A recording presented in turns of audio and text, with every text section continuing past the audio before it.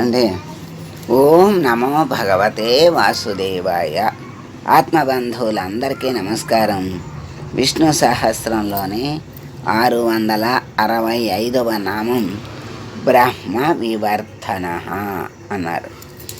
అంటే వివర్ధన, వర్ధన అంటే వర్ధిల్లటం, వివర్ధన అంటే విశేషంగా వర్ధిల్లటం. బ్రహ్మ విశేషంగా వర్ధిల్లేవాడు కనుక బ్రహ్మ వివర్ధన అన్నారు. మరి ఎట్లా వర్ధిల్లుతున్నాడు అంటే ఇక్కడ మరి చెప్తున్నారు, తపస్సు, జ్ఞానము, ధర్మము వీటన్నిటినీ కూడా వృద్ధి చేసేటువంటి స్వామి గనక ఆయన్ని బ్రహ్మ వివర్ధనుడు అన్నారని చెప్తున్నారు. ఇవన్నీ కూడా బ్రహ్మస్వరూపం. తపస్సు ఏంటి, జ్ఞానం ఏంటి, ధర్మం ఏంటి, ఇవన్నీ గొప్ప విషయాలు. ఇవన్నీ వీటి వల్ల ఇవే బ్రహ్మకి ప్రీతికరమైనవి, మరి మనిషి ఆచరించదగినవి.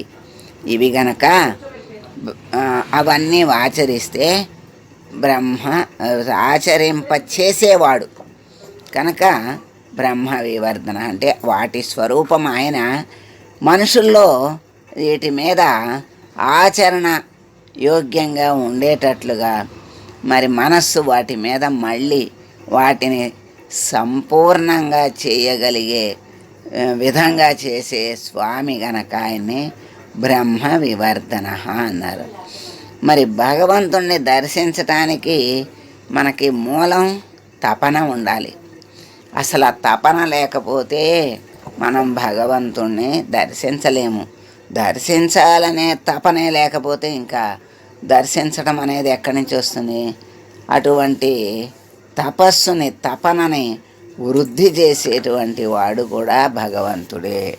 అంటే ఆ తపన యొక్క స్వరూపము ఆయనే, దానిని వృద్ధి చేసేటువంటి వాడు అయినటువంటి భగవంతుడు ఆయనే కనుక ఆయన్ని బ్రహ్మ వివర్ధన అన్నాడు. మరి అట్లాగే వేదాలు సృష్టించింది ఆయనే. వేదాలను మరి అసురుడు సోమకాసురుడు ఎత్తుకెళ్ళిపోతే మళ్ళీ ఆయనే మరి విష్ణుమూర్తి అవతారం ఎత్తి మత్స్యావతారం వేదాలను ఉద్ధరించడానికి ఎత్తి ఆ మత్స్యావతారంతో ఆ వేదాలను అసురుణ్ణి సంహరించి ఆ వేదాలను తీసుకొచ్చి మళ్ళీ బ్రహ్మ చేతిలో పెట్టాడు. అటువంటి వాడు గనక ఆయన్ని బ్రహ్మ వివర్ధన. ఇప్పుడు బ్రహ్మ వివర్ధన అంటే తపస్సు, జ్ఞానం, ధర్మం అన్నీ కూడా ఆయన స్వరూపమే అని చెప్పారు. వాటిని వృద్ధి చేసేటువంటి వాడు కనుక బ్రహ్మ వివర్ధన అన్నారు. ఎవరిలో వృద్ధి చేస్తాడు? ఇలాంటివన్నీ మానవుల్లోనే. మానవులకి ఆ శ్రద్ధ కలిగించి, ఆ భక్తి కలిగించి, మరి ఆ విధంగా ఈ తపస్సు, జ్ఞానం, ధర్మం ఆచరించగలిగేటువంటి శక్తి సామర్థ్యాలు ఎవరికి అర్హత ఉందో వాళ్ళకి ఇస్తూ ఉంటాడు. మరి అర్హత లేని వాళ్ళకి ఇవ్వడా అంటే ఎట్లా ఇస్తారు? ఎప్పుడు ఇస్తాడు? మళ్ళీ వాళ్ళు అర్హత సంపాదించుకోవాలి. ఇప్పుడు ఒక ఉద్యోగంలో మరి మనం సరిగ్గా చదవకుండా ఉద్యోగం రాలేదు అంటే ఎలా వస్తుంది? మళ్ళీ కష్టపడి చదివి దానికి కావలసిన పరీక్షలు రాయటము, లేకపోతే దానికి కావలసిన ర్యాంకులు తెచ్చుకుంటే మనకి ఉద్యోగం ఇస్తాడు. బాహ్యమైన వాటిలోనే అర్హత లేకపోతే మరి అందించరు కదా, అందుకోరు కదా. మరి ఇక్కడ లౌకికమైన వాటిలో మరి ఎట్లా ఇస్తారు అర్హత లేకపోతే? అందుకని దేనికైనా బాహ్యమైన, ఇప్పుడు ఉద్యోగం శాశ్వతమా? మనకు వచ్చేది 30 ఏళ్ళకో 40 ఏళ్ళకో సంపాదించుకుంటారు. అది పోయేది 60 ఏళ్ళకి పోనే పోతుంది. అంటే మళ్ళీ పోయేదానికోసం అన్ని పరీక్షలు అన్ని అర్హతలు వాళ్ళు అడుగుతుంటే మరి శాశ్వతమైన పదవి శాశ్వతమైన ఆనందం పొందటానికి భగవంతుడు ఎన్ని అర్హతలు అడగాలి, ఎన్ని నియమాలు పెట్టాలి? మరి అయినా కూడా పరమాత్మ ఎక్కడికక్కడికి తన బిడ్డలకి తేలికగా ఉండేటువంటి ధర్మాల్ని చెప్తాడు. ఆ ధర్మాల్ని కూడా ఆచరించలేని వాళ్ళకి ధర్మ సూక్ష్మాలు కూడా చెప్తాడు. వాటి ద్వారా కూడా మరి ఆ ధర్మాన్ని అందుకోవచ్చు. ఇప్పుడు అందరికీ ఒకటే వర్తించదు. ఇప్పుడు మంచంలో ఉన్నారు, లెగవలేరు. అబ్బో దేవుణ్ణి మంచం మీద పడుకుని తలవకూడదు, ఏదైనా చదవకూడదు అని బాహ్యంగా చెప్తారు. ఎందుకంటే చదవాలనుకున్నవాడు శ్రద్ధాభక్తులతో కూర్చుని చదివితే అది పూర్తవుతుంది. పడుకుంటే ఏమవుతుంది? నిద్రలోకి వెళ్ళిపోతాడు, వాడి పని పూర్తి చేయలేడు. అది నిద్రకు ఉపక్రమించటానికి పడుకుంటాం. అందుకని అట్లా చదవకూడదు అంటారు. మరి మంచంలోనే ఉండి లేవలేని వాళ్ళకి ఏం చెప్తాడు పరమాత్మ? నువ్వు మనస్సు ప్రధానం, నీ మరి భక్తి ప్రధానం. మంచం మీద ఉన్నావా కింద ఉన్నావా అనేది లేదు. నీ శక్తికి తగినట్లుగా నీకు వీలుగా నామాన్ని స్మరిస్తూ ఉండు. మరి ప్రాణం ఎప్పుడు పోతుందో తెలియదు కదా. మరి పోయేటప్పుడు ఎప్పుడు కూడా భగవంతుణ్ణి స్మరించాలి అంటారు కదా. మంచం మీద ఉన్నవాడు నామజపం చేయకూడదు అంటే ఎలా? వాడికి ముక్తి ఎలా వస్తుంది? అందుకని నామజపం ఎప్పుడు చేసుకోవచ్చు. ఏదో ఒక నామాన్ని ఆశ్రయించి ఆ నామాన్ని పట్టుకున్నటువంటి వాడు ఆ నామిని మరి ఆ నామి అయినటువంటి స్వామి ఏ నామాన్ని పట్టుకుంటే ఆ స్వామి వాళ్ళని తప్పకుండా ఉద్ధరిస్తాడు. కనుక అందరికీ ఒకటే వర్తించదు. ఎందుకంటే ఇప్పుడు మంచంలో ఉన్నవాడికి ఉన్నా కూడా చదువుకోమని నామం చేసుకోమని చెప్తే వాళ్ళకి చెప్పారు కదా, నేనెందుకు చేయకూడదు అని అనుకుంటే అది సవ్యమైనటువంటి పద్ధతి కాదు. అది అర్థం చేసుకోవాలి. ఎవరికి ఏం చెప్పారు, ఎందుకు చెప్పారు అనేది ఆలోచించుకుని చేసుకోవాలి. మరి ఇంకా గట్టిగా లోతుగా చెప్పాలి అంటే మరి అసహ్యంగా అనిపిస్తుంది. మరి పిల్లలు విసర్జన చేసి ఒంటి నిండా పూసుకుంటారు. వాళ్ళు పూసుకున్నారని అందరూ పూసుకుంటారా? వాళ్ళు పూసుకుంటే వాళ్ళకి కడిగారు, వాళ్ళని ఏం అనలేదు. అట్టగా మనం కూడా పూసుకుంటే బాగుంటుందని పూసుకుంటారా? అట్లాంటివి చెబితే కానీ బోధల్లో అది మనస్సుకి కొన్ని బోధలు సరైన బోధలు ఏంటంటే మనస్సుకి చురుక్కుమనిపించాలంట, అప్పుడు కానీ గుర్తుండదంట. ఇలాంటి ఉదాహరణలు మరి మర్చిపోలేరు.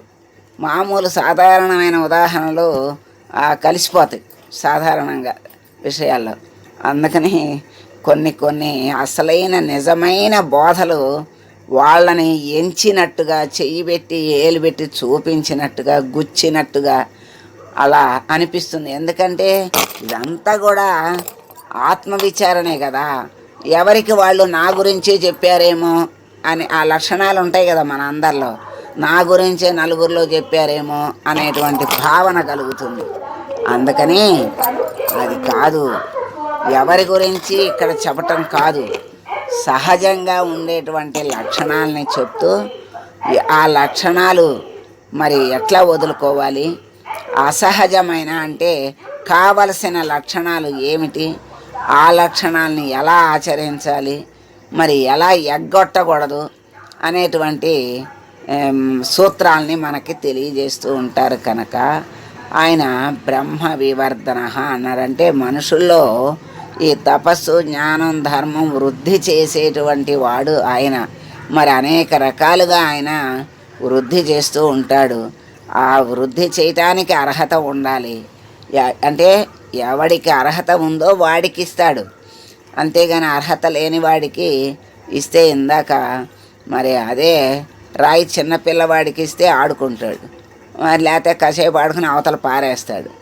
ఆ వజ్రం విలువ తెలిసిన వాడికి మరి కోట్లు కోట్లు నా విలువ ఇల్లు కూడా వాకిలి కూడా అమ్మినా కూడా నా చాలదు, దీని విలువ అంత ఉంది అని చెప్పాడు. కోట్లు కోట్లు ఉంటుందని చెప్పాడు. మరి అట్లాగే మన జీవితం యొక్క విలువ, మానవ జన్మ యొక్క విలువ తెలుసుకుని దాని యొక్క అసలు పరమార్థం తెలుసుకుని, లక్ష్యం తెలుసుకుని, ఆ లక్ష్యానికి మార్గం ఏంటో తెలుసుకుని ఆ మార్గంలో పయనించినటువంటి వాడు, ఆ లక్ష్యాన్ని చేరినటువంటి వాడు లక్షణమైన వాడు. ఆ వాడే పరమాత్మ స్వరూపుడు అయిపోతాడు. అదే మోక్షం. అటువంటి శక్తిని, సామర్థ్యాన్ని మానవుల్లో వృద్ధి చేసేది కూడా ఆ భగవంతుడే అని చెప్తున్నారు. అది శంకరుల వారు తపస్సు, జ్ఞానం, ధర్మం మొదలైన వాటిని వృద్ధిని పొందించే స్వామి బ్రహ్మ వివర్ధనుడు అని శంకరులు భావించారు.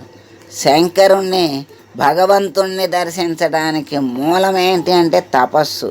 అటువంటి తపస్సును వృద్ధి చేసేది కూడా ఆ భగవంతుడే అని చెప్పారు. పరాశర భట్టరు వారు శంకరుల వారు చెప్పిన అర్థాన్ని అంగీకరించారు.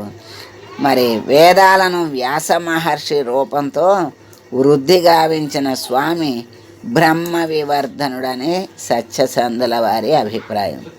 వ్యాసాలని వ్యాస మహర్షి రూపంలో ఆయన అందరికీ కొంచెం అందుబాటులోకి, అంటే వేదాలు అందరికీ అందవు, అందుబాటులోకి తీసుకొచ్చి అందించిన వాడు గనక వ్యాసుడు అన్నారు. ఆ వ్యాసుడు తెలియదగిన అంటే వ్యాసుని ద్వారా అందించిన స్వామి గనక బ్రహ్మ వివర్ధన అన్నారని సత్యసంధుల వారి అభిప్రాయం. ఓం బ్రహ్మ వివర్ధనాయ నమః అని స్వామికి మరి పెద్దలు నమస్కరిస్తున్నారు. అటువంటి బ్రహ్మ వివర్ధన అయినటువంటి ఆ స్వామికి నమస్కారం చేసుకుంటూ, స్వామి, అందరిలో ఉన్న నిన్ను, మరి అవ్యక్తంగా కనపడకుండా అంతటా నిండి ఉన్న నిన్ను తెలుసుకొని అందరితోనూ సమానంగా, అంతటను సమానంగా చూడగలిగి సామర్థ్యాన్ని, మరి ఆ తపస్సుని, జ్ఞానాన్ని, ధర్మాన్ని మాకు ప్రసాదించి మమ్మల్ని అనుగ్రహించి ఆచరించేటువంటి శక్తి సామర్థ్యాలను ఇచ్చి నీ దరికి చేర్చుకో స్వామి అని వేడుకుంటూ మంగళం పాడదాం. మంగళం కౌసలేంద్రాయ మహనీయ గుణాత్మనే సర్వలోక శరణ్యాయ సాధురూపాయ మంగళం. ఓ